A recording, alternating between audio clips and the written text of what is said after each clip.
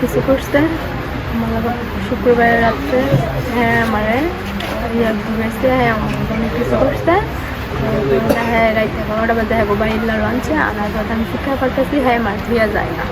আমি তাহলে হ্যাঁ কয়েছে ও বাড়িতে কথা হ্যাঁ মায় কিনবে কি দেখে মন আসতে করে দুয়ার দিয়ে মামু হ্যাঁ দাদা কয় কাম্মু আমি তো একটা বিপদে পড়ে গেছি যা, আমি তো কি বিপদে পড়ছ।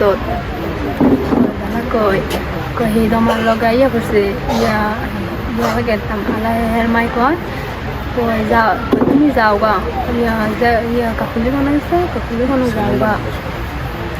আমি তো গেলে মানু বেঁচে তুমি আমি মেপলা লাগাইছি আমি তুমি মানু লাগাইছি। পরে দালা হেরা একটু সেদিকে গেছি, পরে দালা একটু সেদিকে গেছি, পরে দালা সেটাকে তোর কি লাগে রে হের বউ লাগে। পরে দা একটু সেদিকে গেছে তাকিরা সবাই দৌড়ছে দূরে হতেছে। হ্যাঁ কয় কিরে তোর কি লাগে, হ্যাঁ কয় আমি বলে হ্যাঁ বউ লাগে। আমি শুনি পরে দাদা এটা বুঝছি এটা করার পরে দাদা হতেছে আমার তো শিক্ষাও আমি সুপে আসছি। পরে দাদা হ্যাঁ মার সাথে সম্পর্ক কি? শারীরিক সম্পর্ক। হ্যাঁ শারীরিক সম্পর্ক এমনিতে কি প্রেমের সম্পর্ক, স্বামী স্ত্রী সম্পর্ক? না প্রেমের সম্পর্ক। প্রেমের সম্পর্ক কতদিন যাবত? 7.5 মাস ধরে। 7.5 মাস। পরিচয় কিভাবে? মুতে অনলাইনে। হ্যাঁ অনলাইনে? অনলাইনে রিমুতে? ছেলের নাম কি সুমন? এমনি কি তোমাদের বিয়ে হয়েছে? না। তোমাদের এমনিতে কি তাইলে এই যেটা বলছো শারীরিক সম্পর্ক হয়েছে কয়বার? 2বার।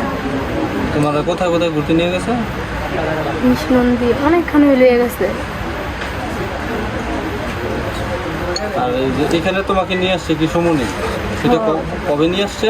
শুক্রবার রাত 12টা বাজে। 12টা বাজে। কোথায় থেকে আসছিলা? আমার নানি বাড়ি লাড়তে। মানে এমনিতে আসছিলে কোথায়, গেছিলে কোথায়, পরে কোথা থেকে নিয়ে আসছে? আমার নানি বাড়ি গেছিলাম।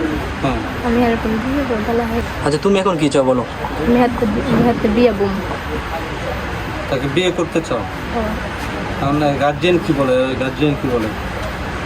যেতাম না হ্যাঁ গার্জিয়ান যেতাম না। তোমার গার্জিয়ান কি বলে সেটা বলো?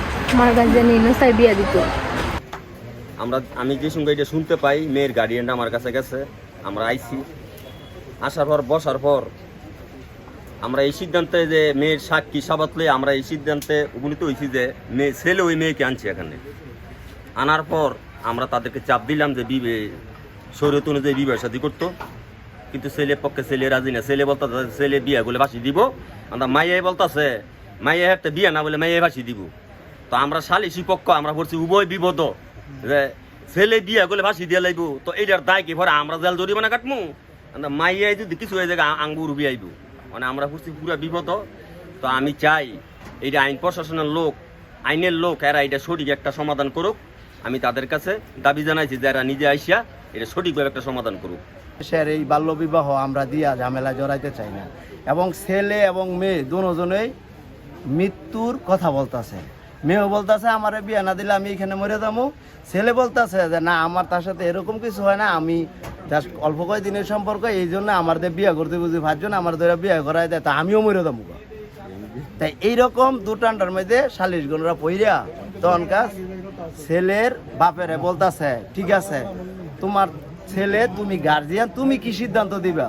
পরে কইতেছে আমার ছেলে যেটা বলে, আমার ছেলে যেহেতু ঘটনা ঘটাইছে, আমার ছেলের যদি অপরাধ হয়, ছেলে যদি ওইটা স্বীকার করে, আমরা 5 জনে যদি কর, তাইলে আমি আমার 5 জনের যে ডিসিশন সেটা মাইনে নিব।